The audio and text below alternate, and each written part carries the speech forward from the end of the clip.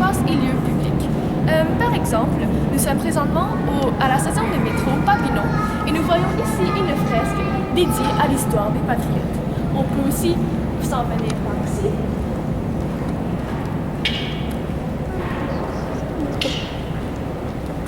Voici une carte de la STM. Nous voyons ici que plusieurs stations sont dédiées aux Patriotes, telle Papineau ici, telle Fabre, ainsi que Henri Bourassa. Alors, il y a aussi une autre œuvre qui est dédiée ici, celui-là. Bonjour, nous sommes présentement devant le musée Pied du Courant. Venez avec moi pour voir sa façade principale.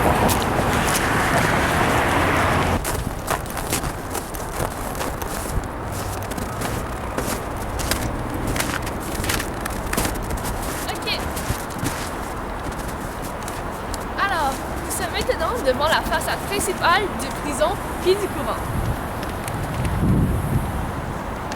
Maintenant, la prison est devenue un immeuble patrimonial depuis 1998. C'est maintenant un musée que tout le monde peut visiter, donc qui ont des visites guidées gratuites. Alors, nous pouvons voir juste ici, nous pouvons voir juste à gauche une sculpture faite par Alfred Laliberté.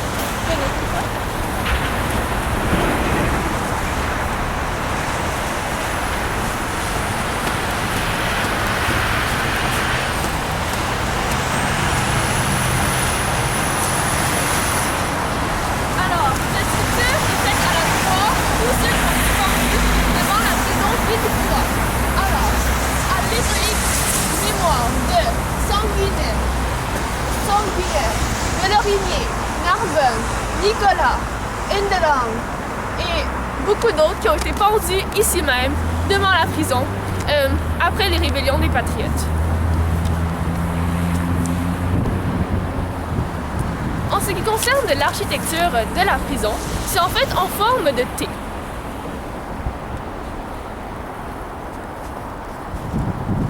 Et c'était composé de 3 ailes différentes. Alors, comment ça fonctionnait? C'était que plus on était en haut dans la prison, plus c'était pour des fautes futiles moins importantes. Mais plus on était dans des prisons, dans des cases de prison en bas, plus c'était des fautes graves, comme des meurtres ou même des attentats. Et maintenant, une partie de cette prison est devenue la SAQ, que nous pouvons voir juste là-bas.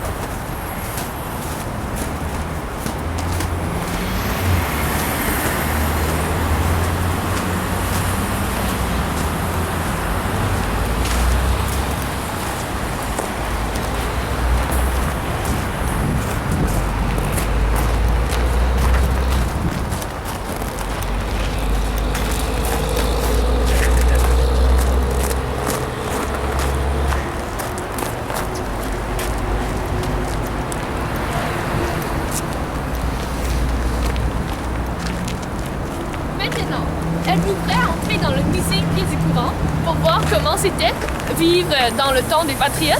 Alors allons-y maintenant.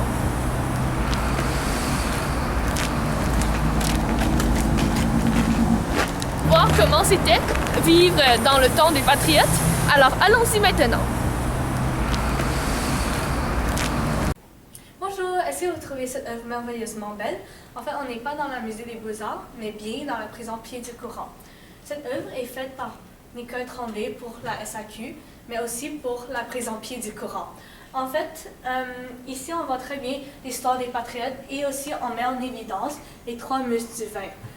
Et en fait, la première étage représente toutes les batailles qui ont eu lieu pendant la rébellion des Patriotes. Puis ici on voit à quoi la prison a l'air, par exemple, on voit les chambres, on voit aussi la pendaison, mais aussi au milieu on voit la structure qu'on voit devant la porte de la prison. Et enfin, à dernier étage, on voit quelques petites histoires des Patriotes. Par exemple, lorsque un des Patriotes rentre dans la maison pour voir sa femme. Ok, en fait, aujourd'hui, notre principale raison de venir ici, c'est pour vous faire visiter un peu la prison. En fait, on voit ici beaucoup d'informations qui parlent des Patriotes. Alors aujourd'hui, notre guide touristique Gia va vous en parler plus précisément. Bonne visite! Bonjour! Alors aujourd'hui, je vais vous faire une brève description de l'histoire des Patriotes. Alors si vous voulez bien, suivez-moi par ici.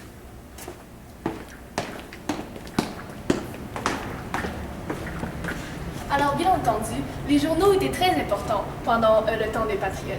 Il y avait plusieurs journaux tels de Québec Gazette, la Gazette de Québec qui était bilingue, l'Ami du Peuple, de La Minerve, de Québec Mercury, Québec, Le Libéral,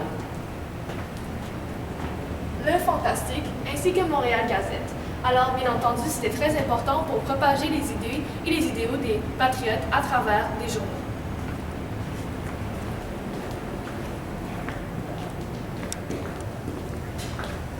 Alors, voyons voir comment était la politique à ce temps-là.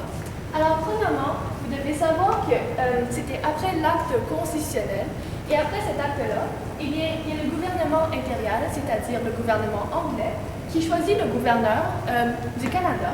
Ce dernier choisit les conseillers du Conseil exécutif et du Conseil législatif.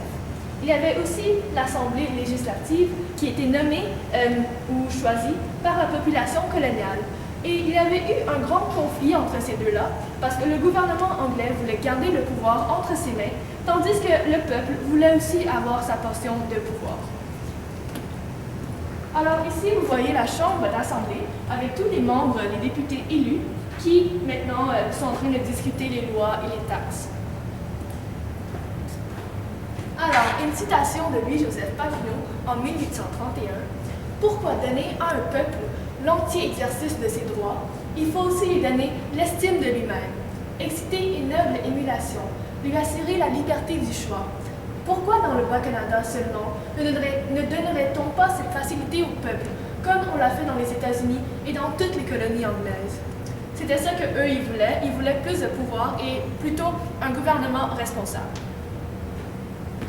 Alors, du côté économique, eh bien, l'économie du Bas-Canada était en effervescence. Alors, il y avait ici des bateaux, il y avait aussi le commerce du bois qui était vraiment florissant à cette époque. Nous voyons ici le Québec avec les dépôts de bois. Ça, c'est une image du Québec à ce temps-là. Ici, nous avons un bateau à moteur de la compagnie Molson, une des premières de Montréal. Et ici, encore une autre image de comment c'était à ce temps-là. Et ici, nous voyons une monnaie, 1 sou de la province du Bas-Canada. C'était un des premiers 1 sou qui ont vu le jour. Et aussi, il y avait la compagnie de British American Land Company, à qui on a donné toutes les terres, et eux, leur rôle, c'était de construire des ponts, construire des cantons, pour ensuite les vendre à des colons qui en ont besoin. Alors, à ce temps-là, il y avait beaucoup de politiciens qui étaient en désaccord avec le gouvernement anglais. Donc, ici, nous avons Wilfred Nelson, Denis Benjamin Vigueux, le cousin de Louis-Joseph Papineau, Louis-Hippolyte Lafontaine, ainsi que Louis-Joseph Papineau en personne. Alors, ensemble, ils ont rédigé les 92 résolutions, qui étaient en fait des demandes au gouvernement anglais, hongrois, pour avoir un gouvernement responsable et en fait des règlements plus justes envers les Canadiens français. Alors, voyons voir les identités au Bas-Canada. Alors, il y avait beaucoup d'identités. Il y avait les Anglais, les Français, les Autochtones et beaucoup d'autres. Ça, c'est la première grande fête de la Saint-Jean-Baptiste à Montréal, un grand banquet qui s'est déroulé le 24 juin 1834.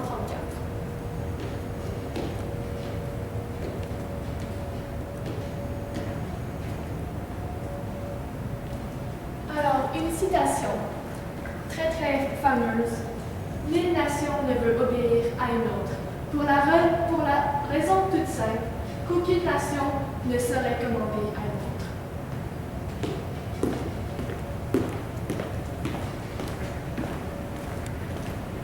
Alors, les Anglais, après avoir reçu les 92 résolutions, eh bien, eux, ils ont écrit les 10 résolutions de Lord Russell, qui est ici, et c'est toute une série de refus. Alors, non au gouvernement responsable, non à laisser plus de droits, de pouvoir à la Chambre d'Assemblée. Eh bien, c'était très, très décevant pour les Canadiens français.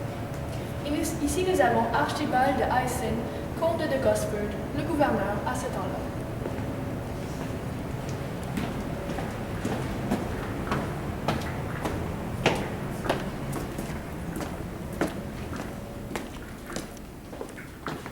Alors bien sûr, ça a très frustré les Canadiens français puisque c'était une série de refus très traumatisants et décevants.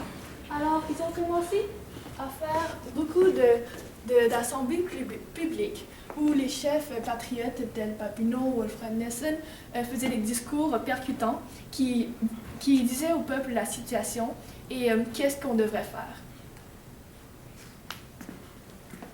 Alors, à un moment donné, il y a eu un patriote qui s'est écrié « Aux armes, mes compatriotes ». Et c'est là le début, ce qui a incité les rébellions des patriotes. Et à partir de ça, ils ont fait 3 rébellions, mais ça a mal donné, puisque 2 d'entre elles étaient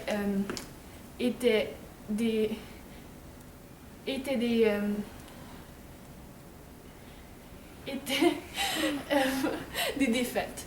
Et après, ici, vous voyez des récompenses de 100 louis pour celui qui pourrait capturer Louis-Joseph Papineau.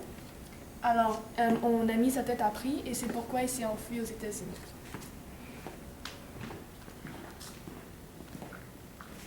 Il y avait aussi le Doric Club et les Fils de la Liberté. Ça, c'était 2 associations paramilitaires qui, un était pour les patriotes et l'autre contre les loyalistes, les Anglais. Et malheureusement, à la suite des rébellions, il y a eu la pendaison de 12 patriotes, comme on le voit ici. Et ils sont Joseph Narcisse Cardinal, Joseph Duquette, Pierre Théophile de Cogne, François-Xavier Hamelin, Joseph Jacques Robert, Ambroise Sanguinet, Charles Sanguinet, Amable Donnet, François-Marie Thomas Chevalier de Lorigny, Charles Indelang, Pierre-Rémy Narbonne, ainsi que François Nicolas.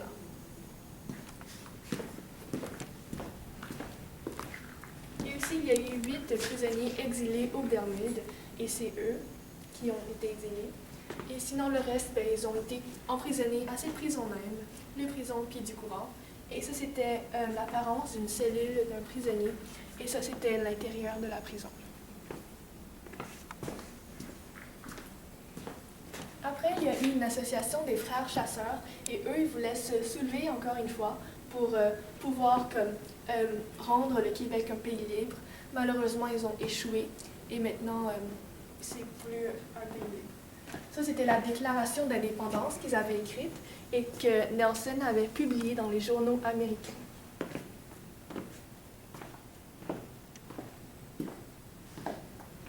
OK, alors c'est tout. Maintenant, je vais vous passer à Angèle qui va conclure la vidéo. Alors, un petit fait intéressant. Est-ce que vous savez que chaque série de briques rouges ici, par exemple ici, puis ici, ce sont une chambre de prison. Et pour chaque chambre, nous avons une petite fenêtre ici qui montre un peu la lumière du soleil, mais juste un petit peu. OK. Et en fait, ici, vous pouvez voir aussi des petits anneaux. En fait, ces anneaux-là sont rajoutés autour de 1800, un peu plus tard, pas au temps des patriotes, pour attacher les prisonniers qui étaient plus dangereux, pour s'assurer qu'ils ne s'enfuient pas. Alors, merci beaucoup pour nous avoir écoutés. Oui, on a vraiment aimé faire cette vidéo un peu explicative pour vous. On aimerait que nous espérions que vous aviez beaucoup appris pendant la visite. Merci beaucoup. Merci. Bye.